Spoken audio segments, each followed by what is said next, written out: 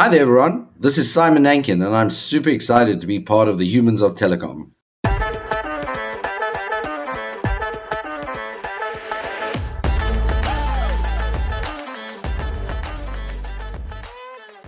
Hey everyone, a very warm welcome to Humans of Telecom, the Unplugged podcast.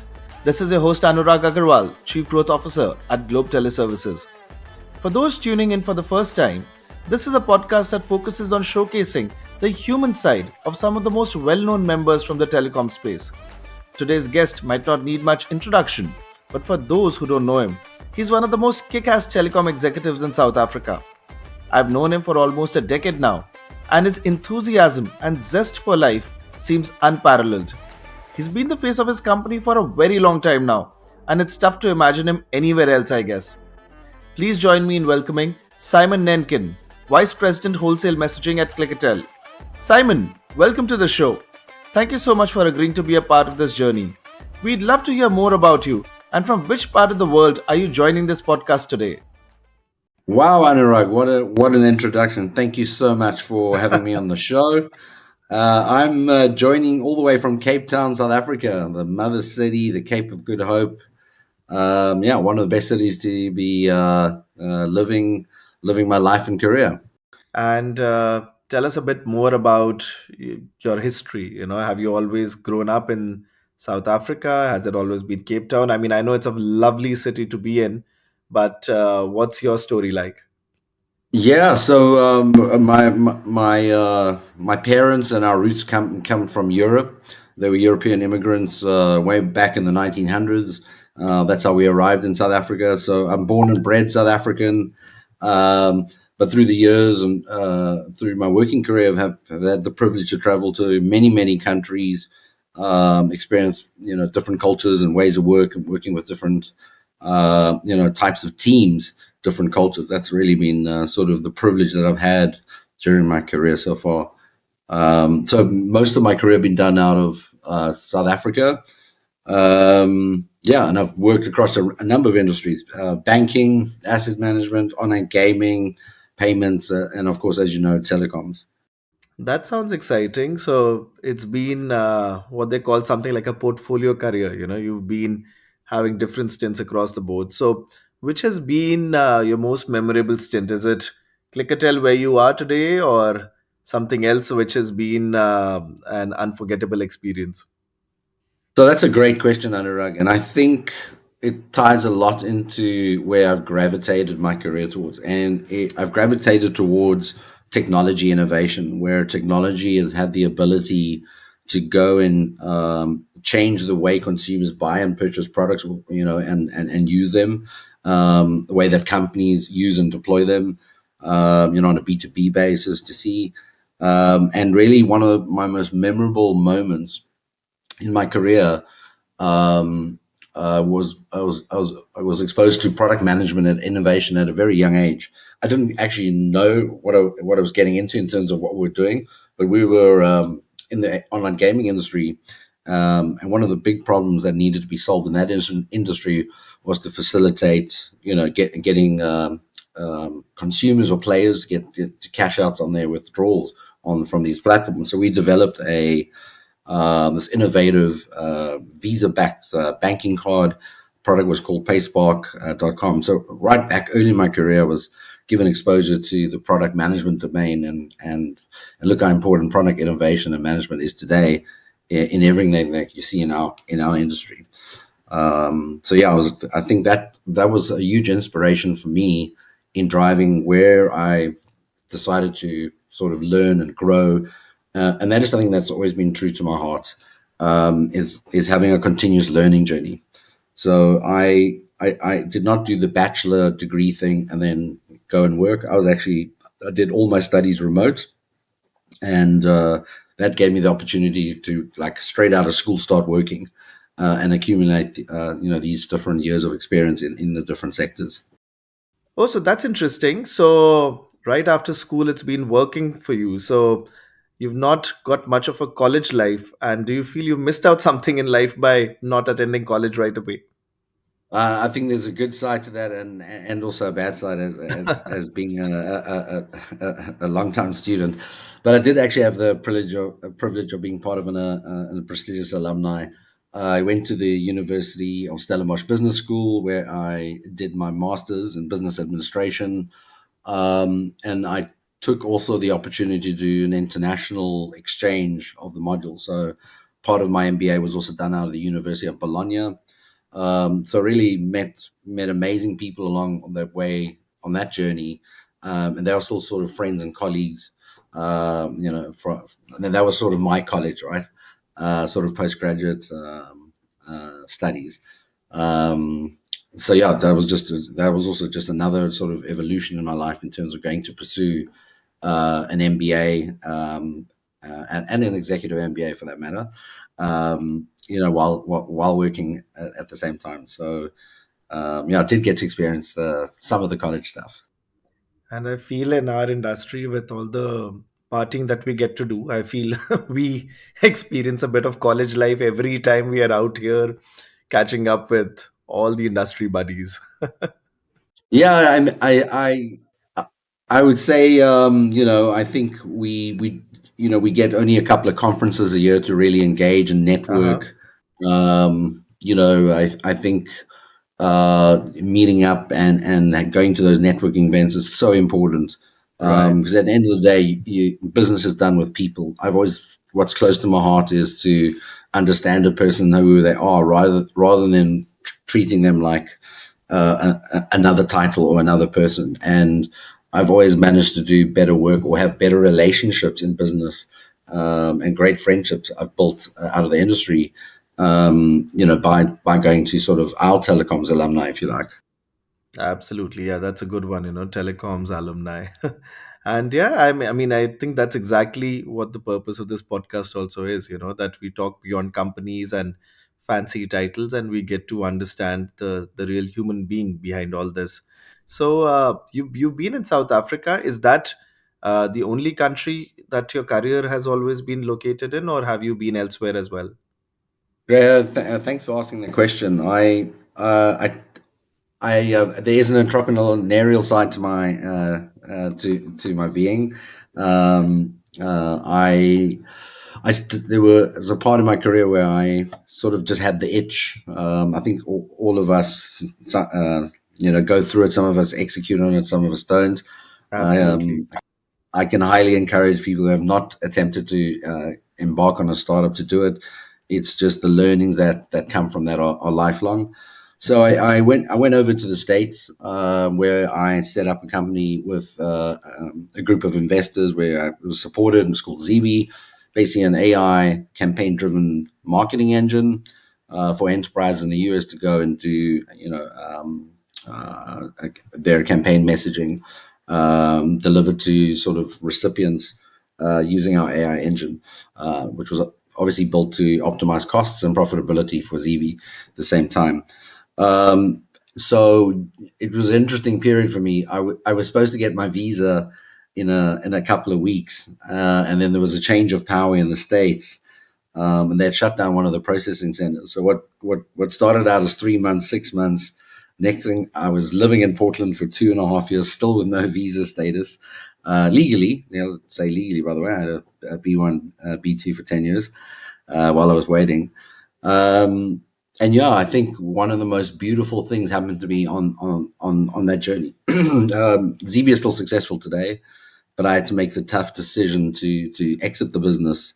As my wife, she made the sacrifice to come and support me on the startup journey, and I am blessed today to have a 5-year-old daughter. And so while traveling the world and being on the road and going to various countries, while we set up suppliers and things for ZB, my wife supported me all along the journey. And today we have a beautiful daughter, Layla, and she is my life. And she's just amazing. And she teaches me every day to be a better person, a better dad. And yeah, that was, I suppose, the my trip overseas and my trip back that brought me back to South Africa. Wonderful. I think we all deserve that itch once in a while to see what's on the other side. and then figure out what's best for us in the longer run. So I can totally relate to that. And you spoke about your daughter. So tell us a bit more about her. Like what is she fond of doing as a father? How's the experience like? Uh, how how's married life been for you, and how's being a father been for you? It's been a roller coaster ride of notes. Uh-huh. Being a dad is a feeling you can't describe to anyone until they become a dad. That's the first thing I'll say. And then being this life living coach to this human being, that's your daughter. It's just it's an everyday thing. You don't get a day off. You're always on shift. But the most amazing thing about Layla's age now, where she is 5, she's doing a whole bunch of things. She does ballet, modern dancing, gymnastics, tennis, a little bit of an overachiever like her dad, if I may say. Uh, Always taking on too much. But yeah, she's got a beautiful spirit and winning spirit. Always wants to compete.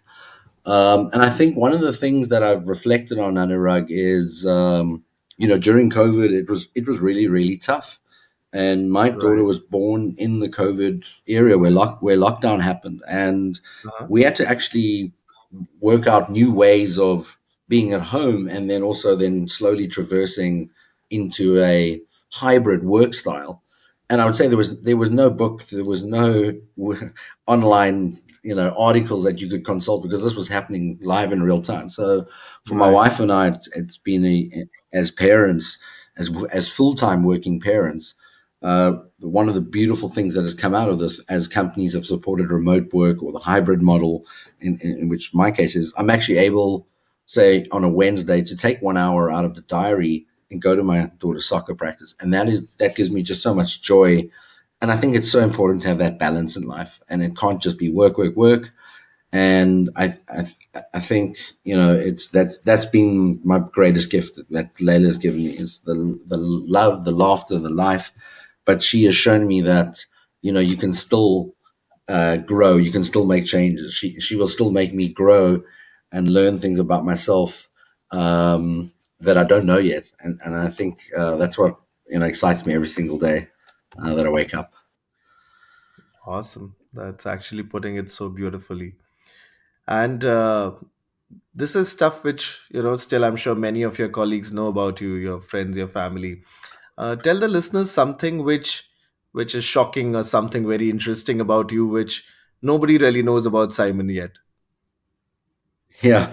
So I don't know people know this, but I don't think many people take me as a dog person. But I do have a lovely second daughter, who's our Isabella Rose, which is a British bulldog. And she's also very, very important to our family.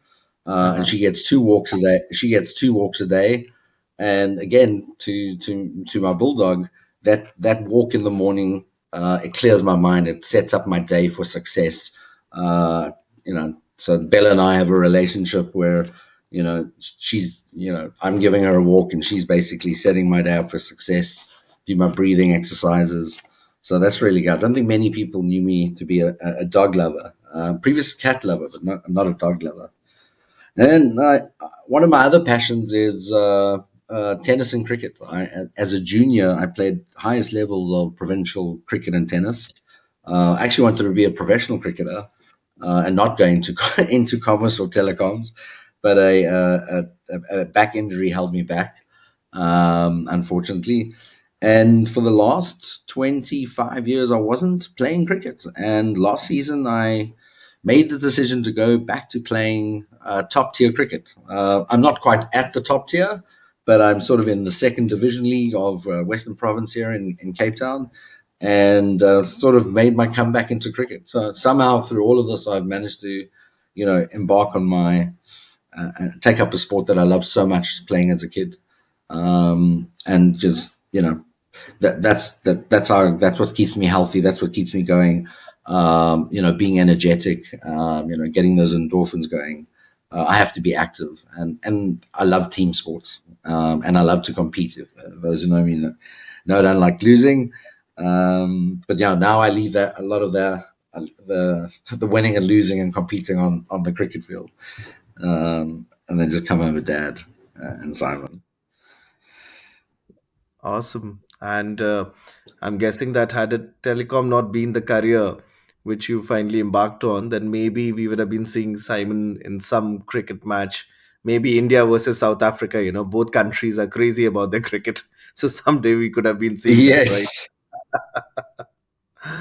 Wonderful. And I'm guessing so sports is what is your mode to recharge yourself and something which you're very passionate about. Sports is our thing. We actually come from a long heritage of sport in our family. My brother's actually the U.S. men's Olympic tennis coach. He was a pro tennis player, played on the tour.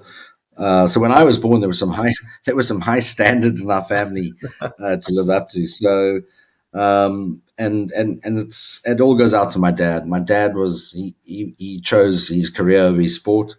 And he's one of the best cricketers that a lot of people tell me one of the best opening batsmen they've ever seen, but and would have been a Springbok. But he chose to be a doctor over cricket. And funny enough, my dad made his veterans come back at the age of 82 post his COVID survival, which was incredibly amazing event that happened, this year. Extremely emotional to see my dad from not having walked, not being able to talk, make it out of a hospital bed, and 1 year later step onto the cricket field. That's probably been the most emotional thing that we as a family have gone through, and it's just been amazing to see that the human spirit of life come through. My dad just echoes that, and he breathes that into his children. So he breathed that into us. Never give up. If you want something, work hard at it in life. Put in the hours. Practice makes perfect. So, whatever he could share with us from his knowledge and his sporting talents, he definitely shared with his children. Awesome. And I think it does reflect in his one son for sure. That much I can vouch for it. And it's actually interesting because I've worked in South Africa for a bit. I was based in Johannesburg, and we were very close to the Wanderers Stadium. And incidentally, that was the year when the League Cricket of India, the Indian Premier League, I'm talking way back in 2009, and the Cricket League was actually, due to some safety reasons, it was actually decided to be done in South Africa instead of India, and I happened to be there. And it was actually amazing to see, the feverish enthusiasm which one could see in all the stadiums, packed. It was whether it was Joburg or it was I don't know if I'd gone to Cape Town, but a couple of cities on and about. I mean, it was really amazing to see how important sports is for South Africans, and I think I see that in you as well.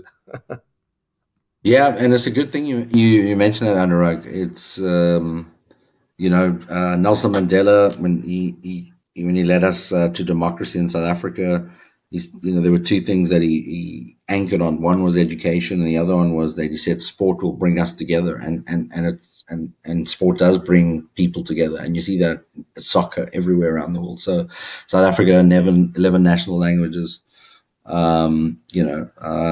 rich culture of people. So many talented people, and sport is definitely something that brings South Africans together around a braai more often than not. Absolutely, yeah. So, Simon, I think that's a lot of sports talk we've done. So let's shift gears a bit, and we Cool. enter into our next section where we're gonna do some fun stuff. Not that what we've been discussing till now is not fun, but let's have some more stuff around that. So I'm now gonna put 5 words in front of you, and I just want you to be spontaneous. As I say to all my guests, be human, be original, and tell whatever is Okay. the first response that comes to your mind, and we're gonna pick up on that and talk a bit more about some of them. Ready? All right. Perfect. So the first word is rugby.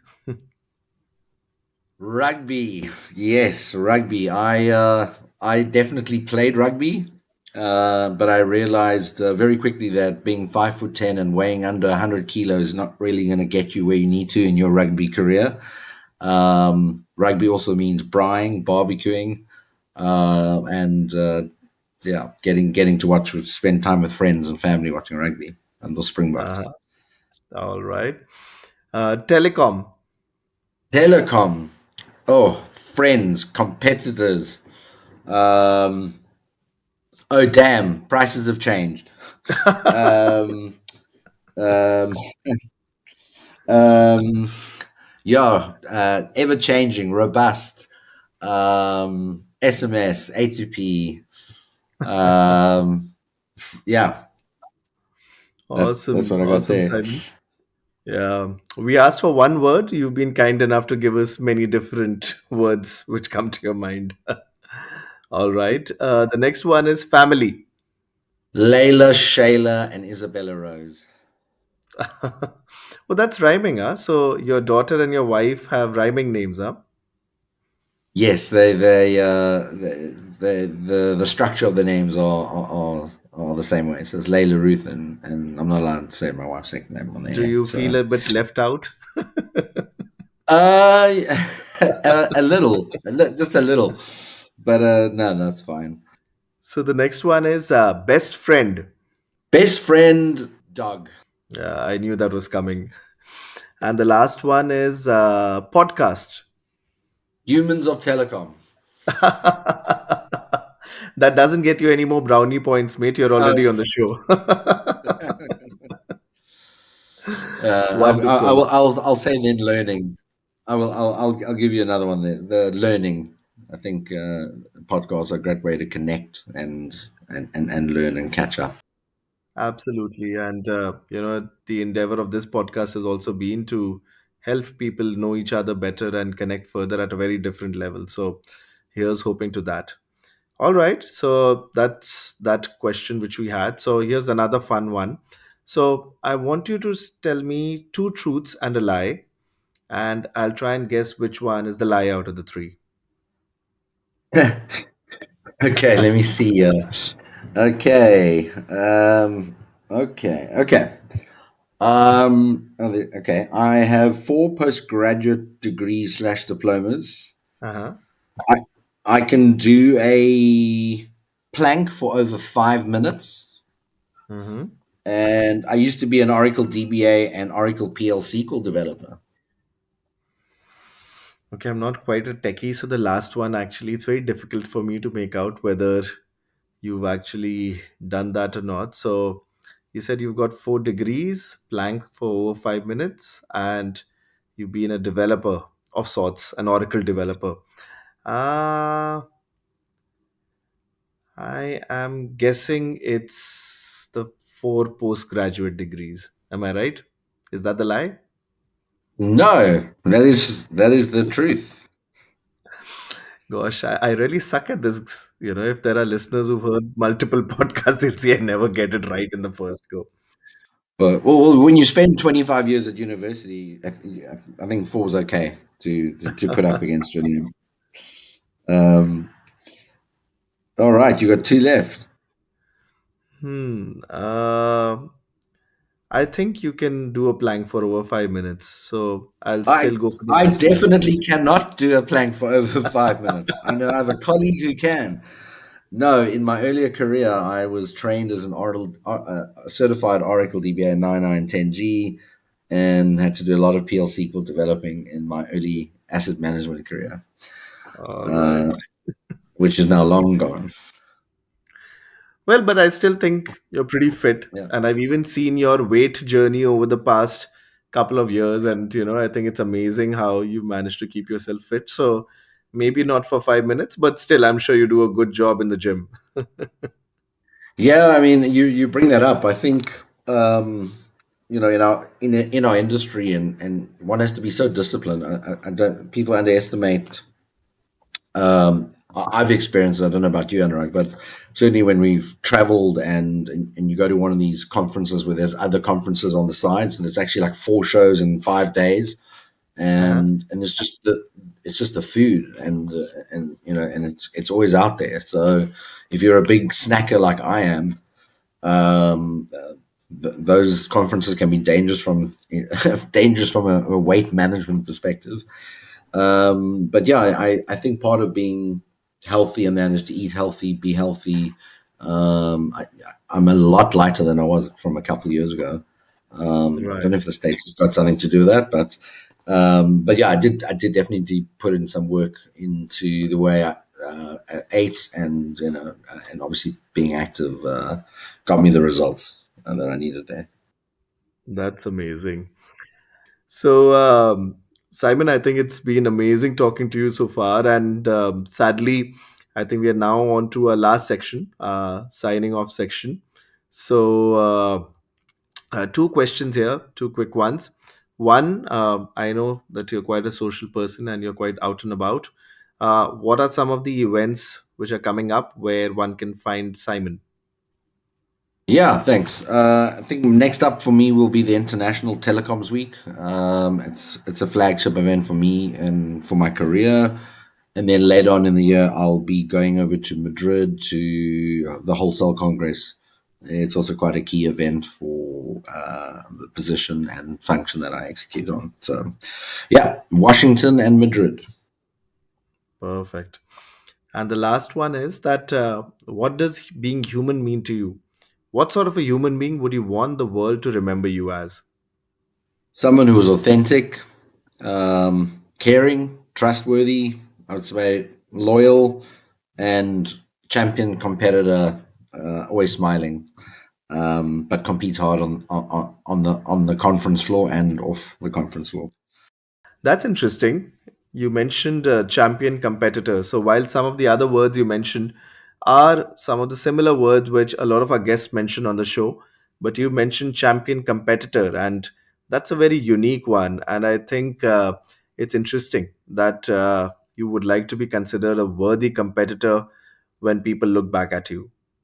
Yeah, and I think I have so many friends and colleagues that I've made over the years at in the telecoms space, but I want my opponents to know that I'm also there to compete, but in with all the professional standards that um, but there's a competition on the field and off the field, if you, so to speak, to use that as a metaphor. Yeah, and I just always want to excel in everything I do, be it cooking or being a telecoms exec. Yeah, people should always know that Simon was a guy that always liked to compete and it's always smiling. Left out smiling, that's generally always smiling. Wonderful. And that's a wonderful thought to end this podcast on. So, thank you so much for your time, Simon. I think it's been interesting to know more about you, your family, some of the struggles which you went through, and how you managed to come afloat on them. And your love for sports. That's something which I knew would be there, but it was good to know a lot more about that. It was a touching moment when you spoke about your father as well. So thank you so much for your time, and hopefully I'm there at ITW, and I look forward to catching up with you over there soon. Thank you so much, Anurag, and thank you to Humans of Telecom for hosting me graciously. Thank you so much, Simon, and to all our wonderful listeners here, thanks a lot for once again tuning into the show.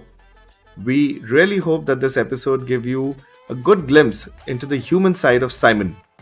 While I've known him for a decade as a friend, today I learned a lot more about him, which I wouldn't have known had it not been for this chance. So, thank you for that, Simon. And to all our listeners, we shall soon be coming out with yet another episode, another fascinating person from within the telecom space. So, do stay tuned in and do follow the podcast on your preferred streaming channel. On behalf of Humans of Telecom, this is your host Anurag Aggarwal signing off for now. Take care.